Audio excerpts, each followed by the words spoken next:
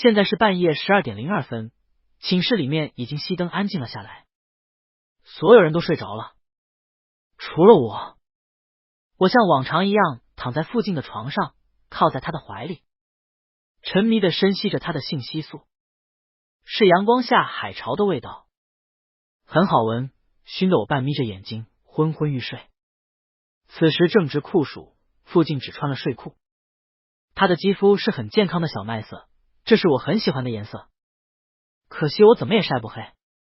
借着微薄的光，我可以看清他线条流畅的腹肌、胸肌和人鱼线，很完美的身材。即使我和他不对付，也不能否认这一点。许久之后，身上的热度终于渐渐的退下，我的理智也回了笼。当我正想像从前一样神不知鬼不觉的回到自己的床上时，附近忽然有了动作，他翻了个身，我躲避不及时，整个人一下砸在了他的身上，嘴角一痛，瞬间尝到了血腥味。几秒钟之后，我才感受到贴到自己唇上的柔软，那是附近的嘴唇。我鬼使神差的舔了舔，属于海潮的味道带着血腥味瞬间冲入我的脑中，顿时脑袋空白了好几秒。然而当我意识到我做了什么之后，就慌不择路的逃回了自己的床上，忘了这一切，忘了这一切，这只是一个意外而已，算不上吻。我告诉我自己，可我一晚上都没睡好，梦里梦外都是那柔软的触感，以及浓郁到包裹住我的海潮气味。一觉醒来已经是天光大亮，正准备起床，却感受到熟悉的冰凉如湿感。见鬼！我居然因为那个不算吻的吻产生了这样的反应，放荡，太放荡了！趁室友还没起床，我赶忙将脏了的裤子换下洗干净，并且反复告诉自己忘了这件事情。可不知情的当事人附近却总帮我反复提起。刚进大教室，我就被一个人给拦了下来。他叫狗屎，是附近的狗腿子、应声虫。附近的家世很好， Alpha 父亲是联邦元帅， Omega 爸爸是联邦著名的医生，学校里有一个算一个，都想跟他攀上关系，狗屎也不例外。不过他没有进入附近的核心圈层，所以只能耍一些小手段来讨附近欢心，比如找附近讨厌的人，急找我的茬。哟，会长，你的嘴怎么烂了？该不会是昨晚上春风一度去了吧？往常我都会忽略，可这次我却回想起了昨晚上发生的一切，不由得呼吸一滞。狗屎看了我的反应，以为说中了我的秘密，得意了起来，是哪家的 Omega 啊？玩起来怎么样？够不够劲？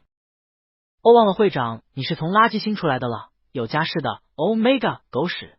一道富有磁性的声音打断了狗屎的话。是附近，仅凭声音，只需1秒，我就可以认出是他。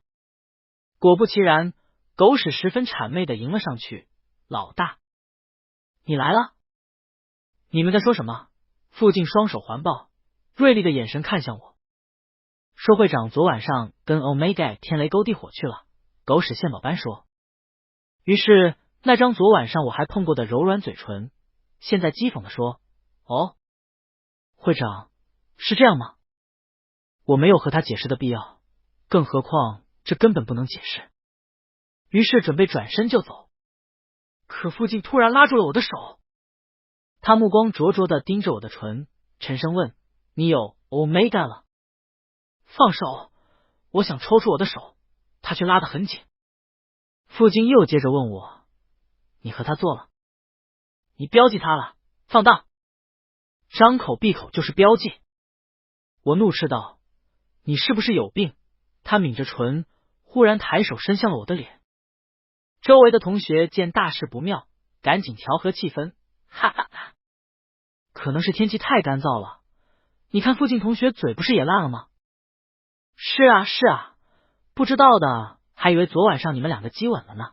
听着这话，我心跳一停。正是这1秒钟的怔愣，让附近的手顺利的落在了我的嘴上。他因为格斗而变得粗糙的指腹狠狠的在我的唇上摩擦，又红又痛。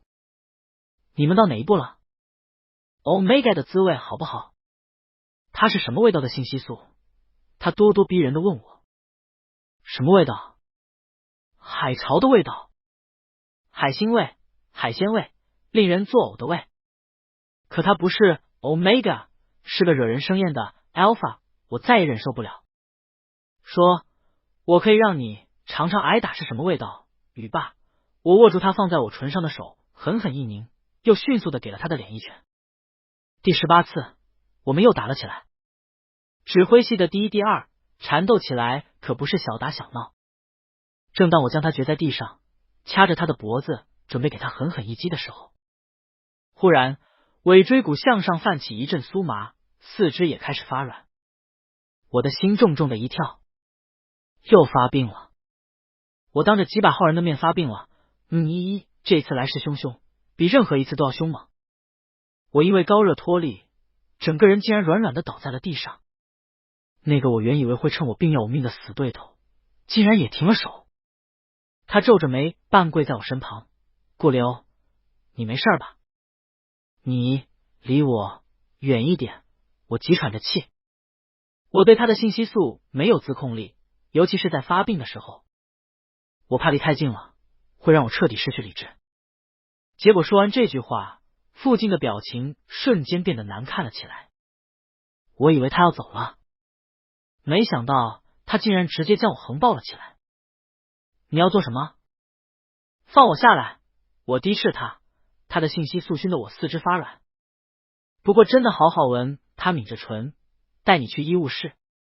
我不需要你。我挣扎着。他脚步顿了顿，面色沉沉。忽然他低下头，用额头抵住了我的额头。我呼吸一滞，心跳猛地加速。见鬼！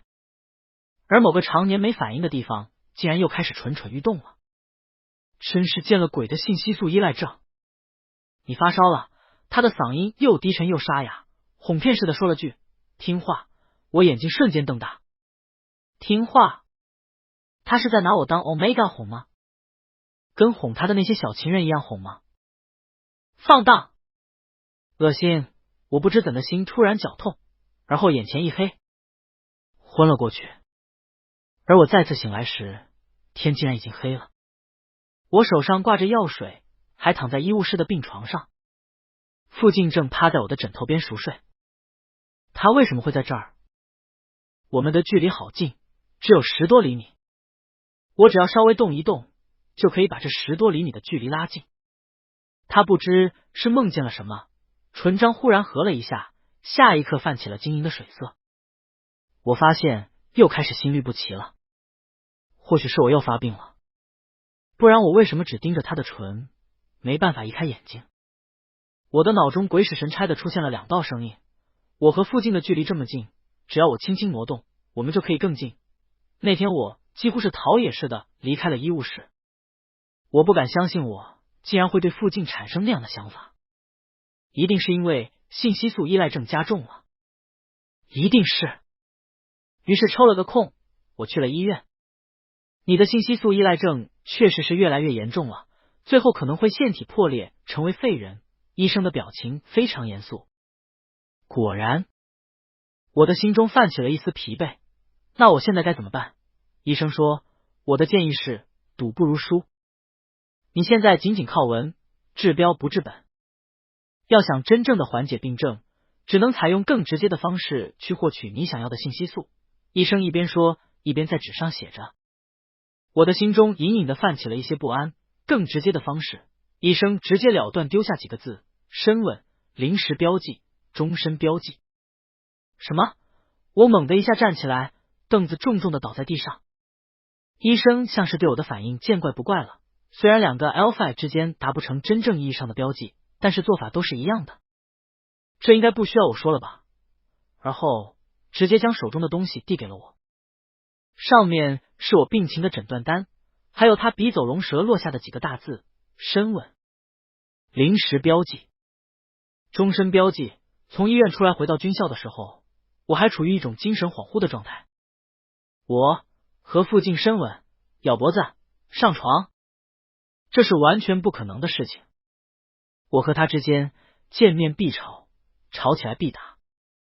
就算我每晚可以偷偷的去他的床上蹭些信息素，但医生说的那3项也不是一个人可以完成的。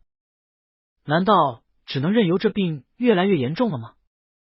从垃圾星到地星，从捡垃圾的杂种到地星第一军校的会长，从手无缚鸡之力到指挥系的第一，我花了10多年的时间，因为这个莫名其妙的病就要付之一炬，我不甘心，心中有事，也就没有认真看路，走着走着竟然撞到了人。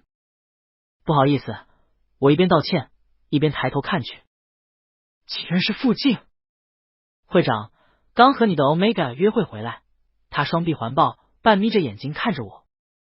平心而论，傅静确实长了一张很好看且锐利的脸，充满了少年人的意气风发和张扬，十分吸引人。一看便知他是在有爱的且家境优渥的环境下长大的，和我完全是2个世界的人。所以即使是我在第一次见到他的时候也很难移开目光，但偏偏他对所有人都能平易近人，独独对我总是充满嘲讽。或许也和别人一样，看不起我是从垃圾星来的。和你无关，我转身就想走。他脚步一转，拦住了我的去路。都是一个系的同学，一个寝室的室友，我不能关心一下你？探听别人的私生活是你特殊的癖好吗？我开始折袖子，这是下战书的信号。傅静不退反进，会长，前几天我还救了你呢。他抬了抬下颌，指向我半握拳的手，这就是你对救命恩人的态度。我一顿。虽然发病是因为他，但在外人眼中确实是他把高烧的我送到了医务室。我不喜欢他是真的，可也不是个不讲理的人。你想要什么样的报酬？我问。他挑了挑眉，表情不是很好看，但还是说，请我吃顿饭吧，这不是什么大问题。我当下就点了点头。可刚准备问他想吃什么，他就瞥见了我手里的报告单。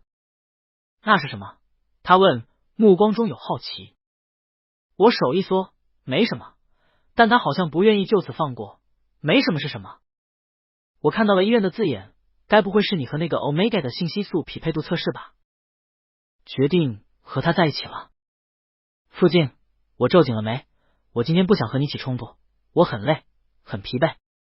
任谁知道自己要依靠别人而活，否则命不久矣都不会开心。然而他却像是笃定了那个离谱的猜想，开始纠缠不休，甚至打算直接上手。我下意识的用格斗术将他伸过来的手制止住，又下意识的想要将长着这张脸的人焊倒在地。结果就是这样的下意识，我握着检验报告单的手松了，又刚好一阵风吹过，将报告单吹进了校中河里。我傅静曹饭没吃成，矛盾升级。白日里作为同学，我们开始了无休止的冷战，但是夜晚作为我的解药，我们还是肌肤相贴。我的病确实越来越严重了，不用诊断报告单，我都能感受出来。具体可以体现在我体能训练时，体力渐渐的变得有些不支。不行，我不能承受病重的后果。我迫切的想要缓解病情，哪怕只是一个吻。所以某个夜里，我又一次爬上了他的床。他睡熟了，没有意识的任由我按压着他柔软的嘴唇。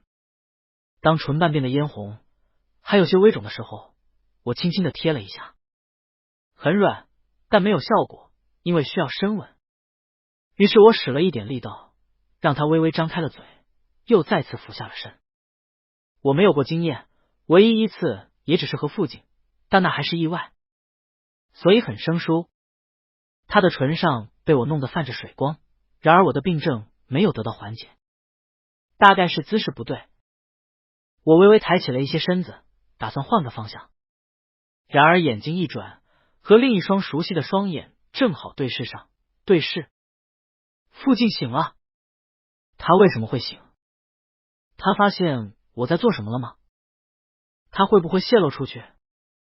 那一刹那我脑袋一片空白，下意识的想要往床下翻。可翻到一半我就被拦腰抱了回去，又被狠狠的摔在了床上。还没等我反应过来，父亲就俯身压住了我。为什么要这么做？他的小臂横在我的脖颈上，随时准备攻击。既然都已经被抓到现行了，也没有什么隐瞒的必要。而且我现在确实需要他的信息素，我决定开诚布公的与他好好谈谈，没准能得到一个好的结果。虽然概率比较低。我喜欢你的信息素，也需要你的信息素。要怎么样做，你才愿意让我继续？停！我话还没有说完，他忽然捂住了我的嘴。我抬眼看去，发现他小麦色的脸上竟然晕出了诡异的红，脸红了。不过随意的点评同性的信息素确实是个放荡的行为，但海潮的味道确实好闻。想到这里，我下意识的想要舔嘴唇，然而我忘记了他的手还盖在我的唇上。他倏的一下从床上站了起来，砰的一声撞到了天花板，又猛地一瘫坐回了床上。另外2个室友睡得很沉，完全没有被吵醒。他捧着被我不小心舔到的手，一脸惊恐。我能理解他因为被同性冒犯而不适，所以即刻道歉。不好意思，可他却抬手制止了我的话。停！你别说了，你让我想想，这件事情实在是他接受不了。这很正常，我也接受不了。没有打起来已经出乎我的意料了。过了好几分钟，他才又开了口，问：你很喜欢我的信息素？我有种致命的吸引力。他致命的吸引力？我就是如果没有你的信息素，我可能会死。他没有会死。对，是这样的。我没想到你竟然这么……我也没有想到，但是我没有办法控制住我自己。这是一种病，竟然生了相依那种病。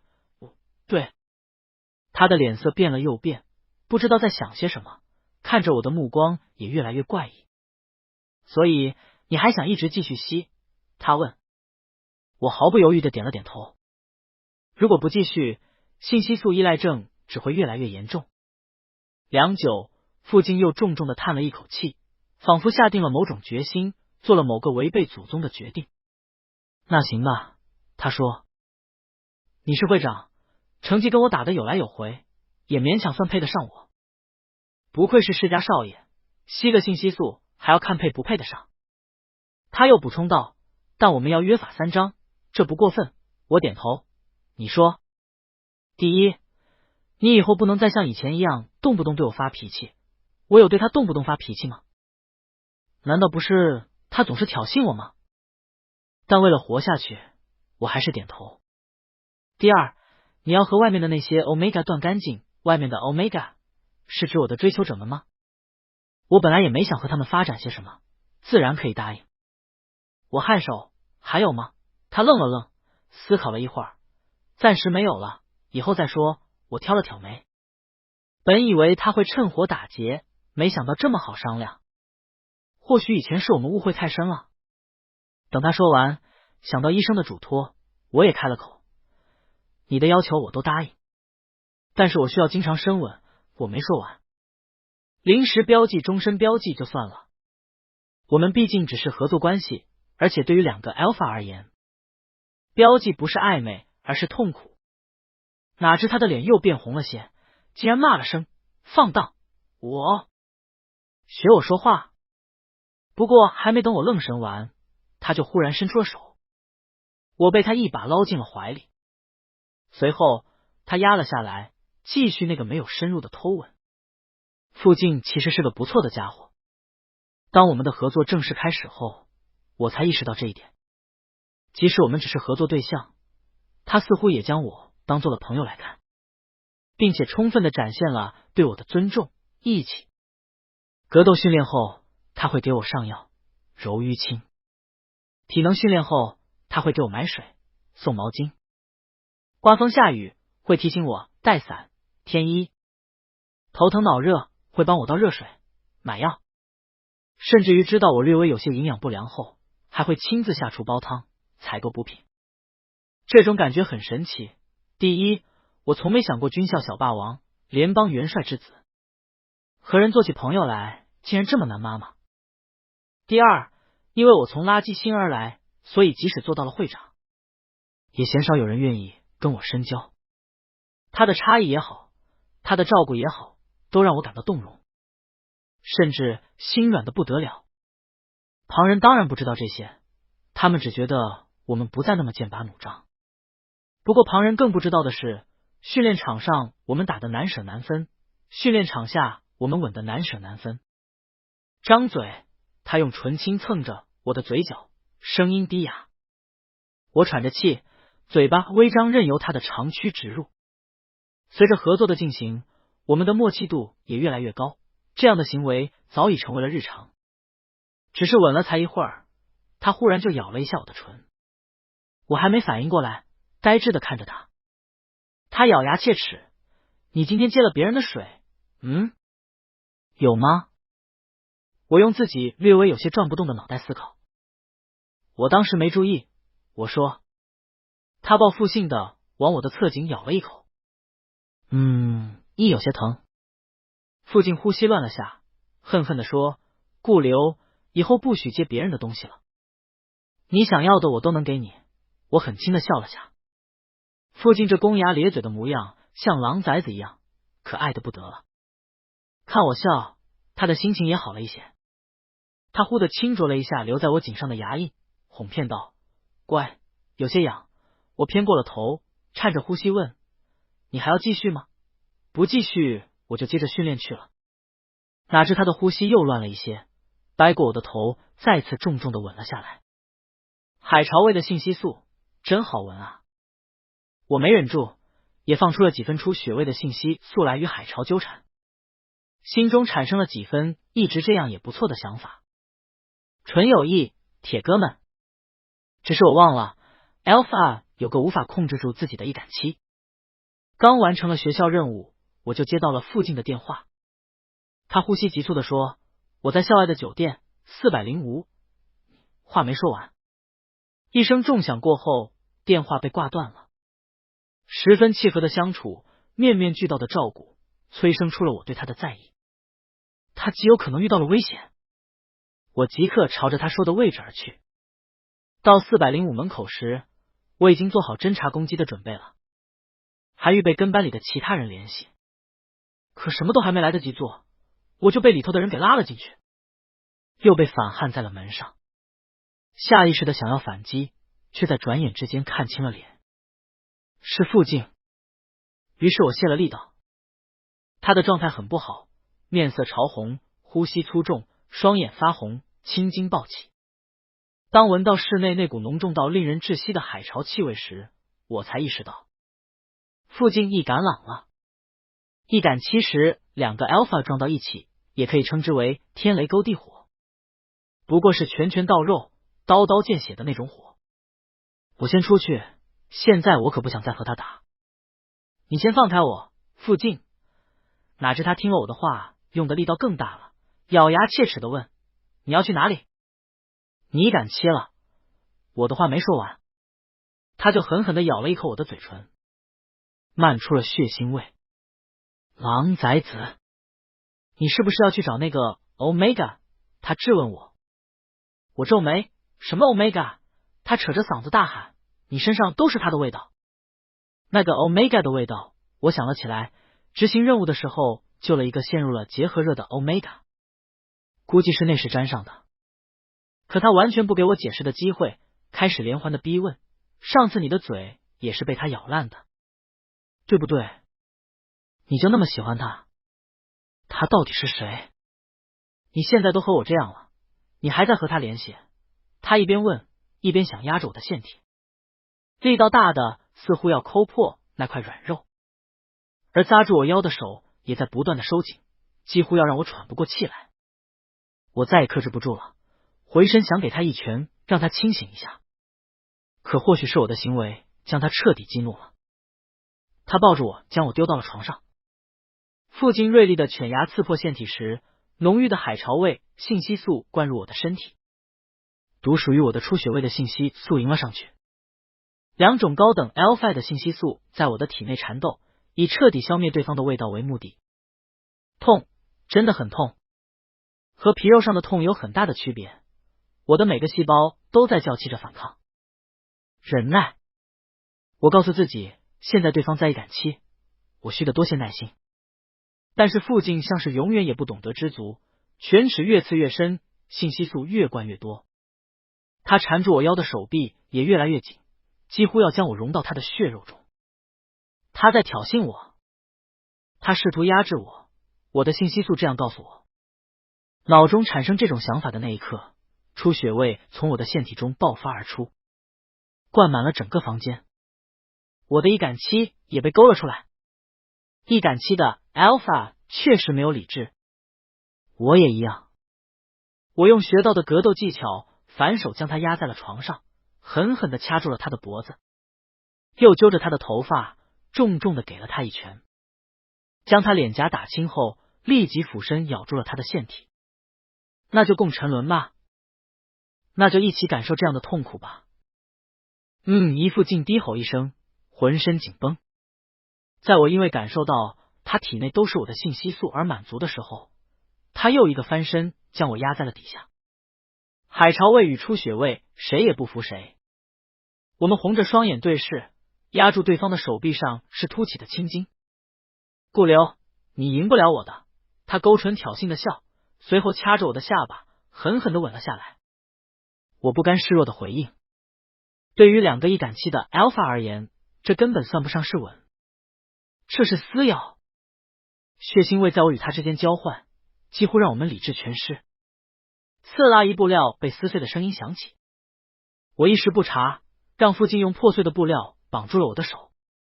他又凑到我耳边说：“顾流，记住我给你的痛，这是别的 Omega 不能给你的。我曾经给自己的人生做过很多个预设，但是没想过有一天会跟一个 Alpha 发生关系，并且持续了3天。期间我向他解释了 Omega 信息素的事情，而他也礼尚往来的跟我说，他从没谈过恋爱，这同时是我们两个的第一次。交完心，氛围终于没有那么剑拔弩张，你死我活。不过易感期结束后，我和附近的身上还是没一块好肉，床单被褥也脏得不能看。Alpha 与 Alpha 之间的爱，连亲近都像是在战斗。醒来时，他沉默地坐在床边，突然点了一支烟。你抽烟？我也从床上坐了起来，开口说话的嗓子嘶哑。操，真痛。不抽。他转身看我，嘴角似乎带着一些笑，又似乎没有，就是感觉这个时候应该来一根。我抬了抬下颌，给我试试。他盯着我看了几秒钟，然后将烟送进他自己嘴中，狠狠地吸了一口。没等我做出反应，就凑近贴上了我的唇。薄荷味的香烟在我们之间流窜，我与他都是生手。白烟很快散去，我舔了下残留在唇上的味道，很认真的评价，没有你的信息素好闻。草，他笑骂了一声，捻熄了烟头，接着回到床上继续和我接吻。按理说我被另一个 Alpha 上了，醒来的第一件事情应该是打一架才对，但我非但没有这么做，还引诱他与我接吻。而且很奇怪，这个动作明明我们已经做过无数次了，这次的感觉却莫名其妙不一样。身体很痛，心很满。顾流，你完了。你对以前的死对头心动了，并不是因为那个见鬼的信息素依赖症，住在我内心的恶魔这样告诉我。可心中只是挣扎了一会儿，我很快的就接受了这个事实。喜欢就喜欢吧，是什么天塌了的大事吗？不就是同为 Alpha 吗？父亲很好，我也不差，仅看未来，我不会配不上他，所以我应该趁早找个时间挑明一下，让我们的关系从合作伙伴变成恋人。我想父亲对我应该也是有几分意思的，否则怎么会在这时吻我？不过很遗憾，我猜错了。第一次喜欢一个人，第一次准备和一个人告白，我颇有几分手足无措。在新网上找了很久的教程，我最后决定约他去银河馆，在漫天的星河下告白。我很喜欢星星，因为这是垃圾星最不奢侈的美景。他一视同仁的赠予所有富有或贫穷的人。也是因为对星星的执念，支撑着我从联邦最贫穷的星球来到这里。他是我的爱，是我的力量。预定的时间是2月1日，日历上说这是个好日子。然而自1月30日起，我的生活就忽然变得很不顺。首先遇见了难缠又喜欢作恶的狗屎。原本遇见他也没有什么，无视或者动手就行。但让我如芒在喉的是，他在百般挑衅之后丢下了一句话。他说，没想到我们的会长竟然是个会对 Alpha 张开大腿的吉子。哈哈，我一凛，还没有做些什么，他就乘车匆匆离去了。他发现了什么？难道我的病？就算他现在知道了也没有什么。军校没有明文规定过学生患病了就要劝退，而且现在我有药了。对，我喜欢的人，我的药。可在第二天，即1月31日的那天，事情又变得更糟糕了一些。父亲来找我了，怒气冲冲的来找我。他将我狠狠的拉进了卫生间当中，并且反锁了门。话还没有说一句，就狠狠的吻了下来。但吻完之后，他的表情不像是从前的意乱情迷，反而十分冷淡。顾流，他喊我的名字。我疑惑的看着他，怎么了？他没说话，将海潮味的性激素释放出来，填满了整个浴室。我喜欢这个味道，下意识的深吸了一口气。哪知他看到我的动作十分愤怒，擦着我的脸往门上狠狠的砸了一拳。你到底怎么了？我问。怎么了？他冷笑了一声，伸手重重的响了一下我的腺体。是我小瞧你了。大抵是我迷茫的表情激怒了他，他往后退了一步，拉开了距离。他们说的没错，会长冷心冷情，不择手段，确实有本事的很。我瞳孔一缩，附近，你知道你在说什么吗？这些话我听到过，没什么所谓。可附近不同，附近和他们不同，附近也不应该对我说这样的话。我怎么会冷心冷情呢？我当然知道。附近半玉拉着眼睑看着我，一脸不耐烦。总之，事情到这里就结束吧，其他的我不追究了。说着，他就想往外面走。我拉住了他的手。结束？他到底在说什么？为什么要结束？明明我还想和他开始。怎么，你还不想结束？他看着我，眼中已经有了红血丝，一脸戾气。还是你打算继续？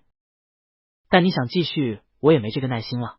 毕竟刚开始也只是觉得和 Alpha 会比较刺激而已。但现在发现他上下打量了我一遍，眼神很冷，又一字一句的说，不过如此。说完，他毫不留情的转身离去。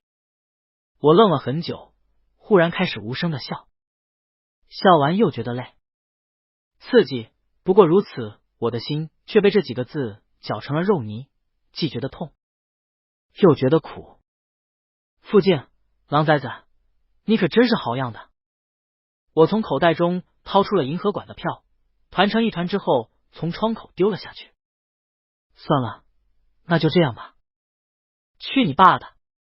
好在告白的话没有说出口，我也不算输。不过我想上床睡觉了，我觉得我现在需要休息一下。因为上午的体能训练太累了，虽然训练数量只有往常的一半。脑中这样想，脚却不自觉地往楼下而去，到最后甚至小跑了起来。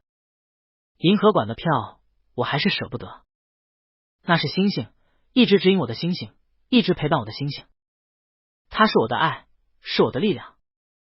其实我也舍不得付，然而我一下宿舍楼就被人偷袭了。醒来的时候，我在一个废弃工厂中，浑身被麻绳紧紧的绑着，面前站的是狗屎以及一些 Alpha 打手。你想做什么？我迅速的冷静了下来。狗屎嘿嘿嘿的笑了几声，但眼睛跟淬了毒一般。我不想做什么，就是看你不爽而已。一个垃圾新来的杂种，竟然敢和我们在一个学校，敢做会长，你配吗？从前也就算了，现在你又是凭什么和附近走得那么近？凭什么我不可以？就你行。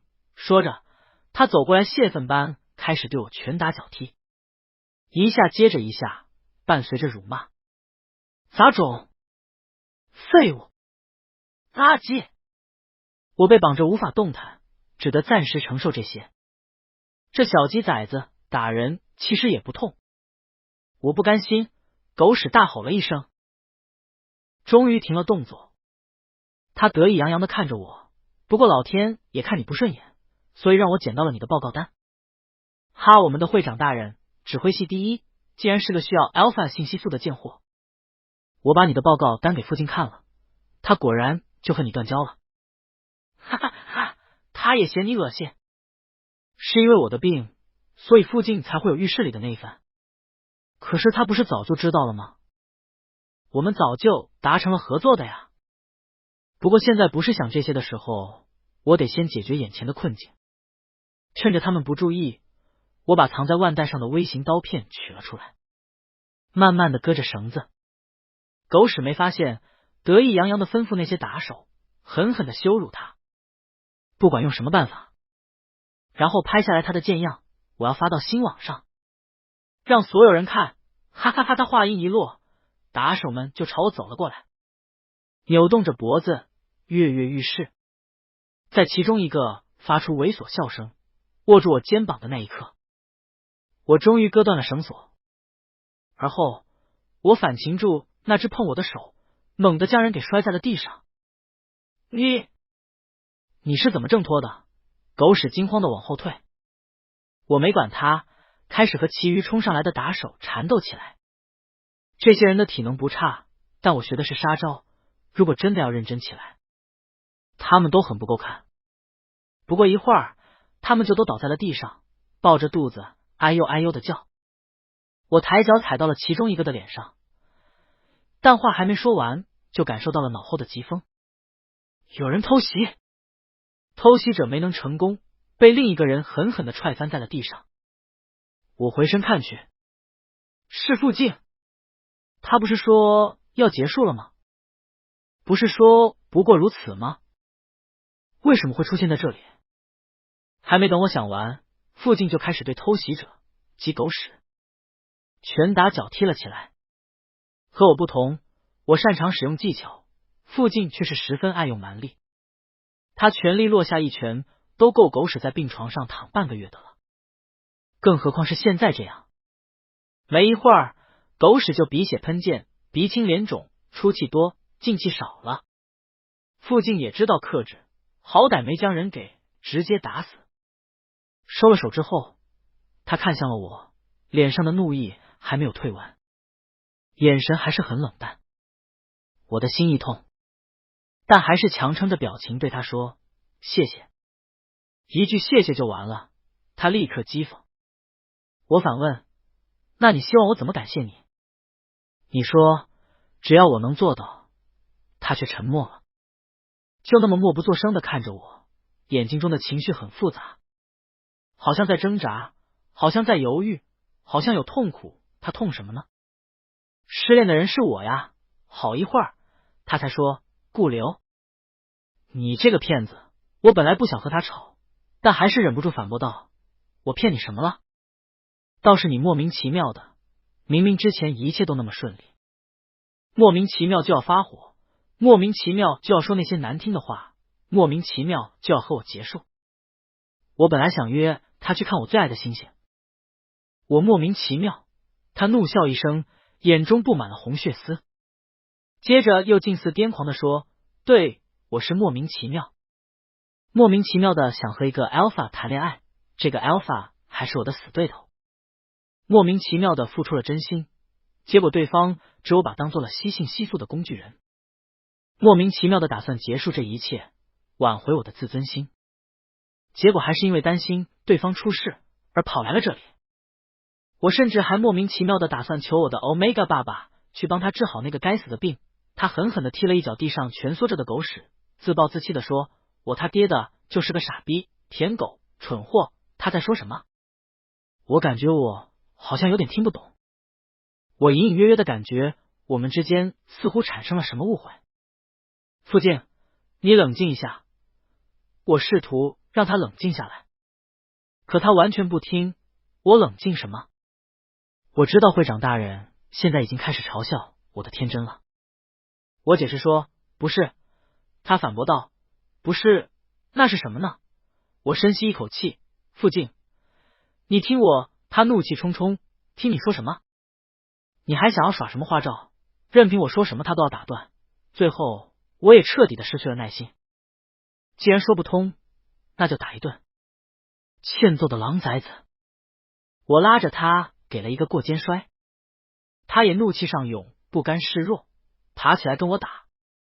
于是在这个废弃工厂中，我们进行了大学生涯的第19次打斗，拳脚带风，专攻弱点，谁也不服谁，直到我锁住了他的喉。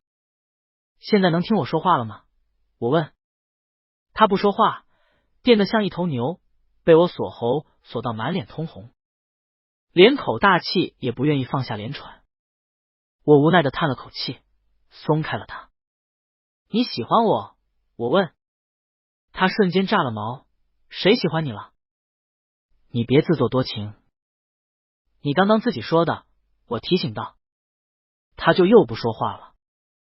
我站着仔细的打量他，那张向来意气风发、肆意妄为的脸，此刻竟然展现出了几分黯然与悲伤，仿佛斗败的狼崽被欺压的不成样子。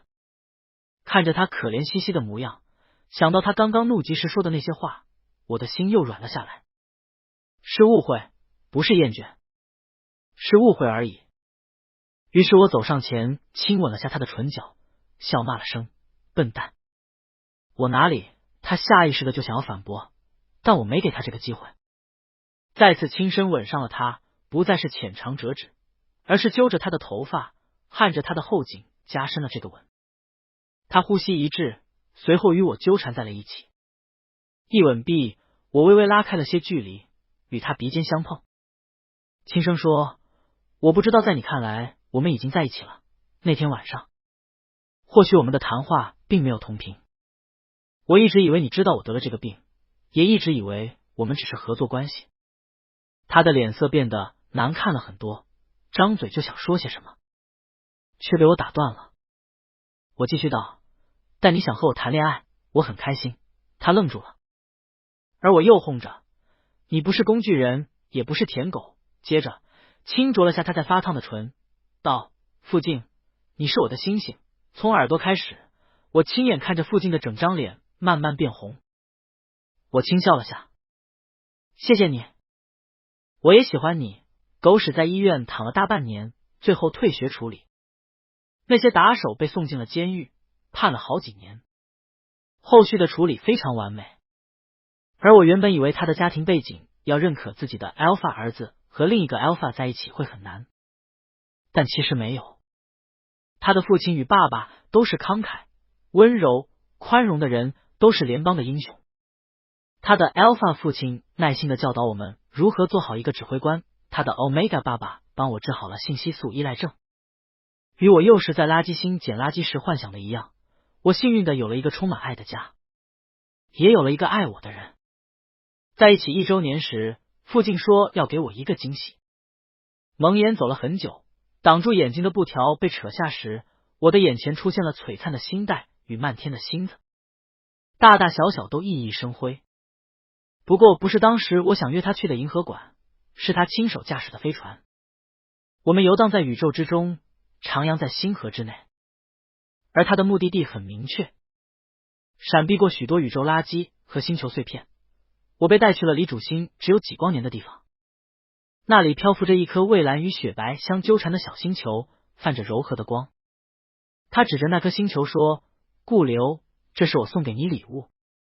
他们都说这颗星球太小，太不起眼，但他们根本不知道，它有着整个宇宙都无法比拟的美景，是宇宙中最珍贵的存在。我的心中满满胀胀，有什么情绪要从眼眶中溢出来了。我再也忍受不住，上前一步，紧紧的抱住了他，对他说：傅静，我现在有2颗星星了，我的星星，我的爱，我的力量。番外，傅静是这样想的军校来了一个长得很好看的 Alpha。傅静很少会关注别人的皮囊，因为好不好看根本不重要，重要的是实力如何。但顾流太特别了，他长得很精致，但气质很冷厉，看人的时候眼睛里面几乎没有感情。没有人会不喜欢美好的事物，更何况顾流既有好看的皮囊，又有足够强的实力，所以傅静很难不关注顾流。刚开始他是想和对方做兄弟的，不过最后路子走歪了，两人莫名其妙的针锋相对了起来。傅静不是泥人，更不是什么好脾气，第一次打起来了，以后次次都能和顾流打起来。可打了大大小小17次架，傅静也做不到讨厌他，甚至有些过分关注。关注顾流的训练，关注顾流的身体，关注顾流的社交，顾流的一切他几乎都关注。而当他知道对方可能和某个 Omega 有染的时候，第一时间产生的情绪竟然是愤怒。傅静有些想不通为什么会这样，直到某夜他醒来，看见一直关注的人出现在了自己的床上，那个人还在吻自己。他不觉得厌恶，不觉得恼怒，只觉得开心。当他听到对方近似于告白的那些话时，心脏开始狂跳，每一个细胞都叫嚣着接受他，接受他，和顾流谈恋爱。所以他接受了。和顾流谈恋爱的感受超乎他想象中的好。那样冷硬的一个人，其实又那么柔软会撒娇。顾流的吻，顾流的笑，顾流的小脾气，顾流的一切，他都觉得好。傅静恨不得为他当牛做马，拱手奉上全世界。然而当狗屎将那个体检报告单给他看的时候，他才知道自己是个小丑。他把顾流当对象，顾流拿他当做缓解病症的工具人。他愤怒，他怨恨，他不甘，他痛苦，他还是做不到和顾流一刀两断。所以在怒气上涌说了那些结束的难听话之后，又屁颠屁颠的想跑回去找人道歉，甚至心中已经开始盘算让自己的 Omega 爸爸帮顾流治病。没错，他就是这么没有底线，就是没有尊严。谁让那个人是顾流呢？他承认，他心动了，早就心动了。见到顾流的第一面，附近的世界就下了一场永远不会停止的雪。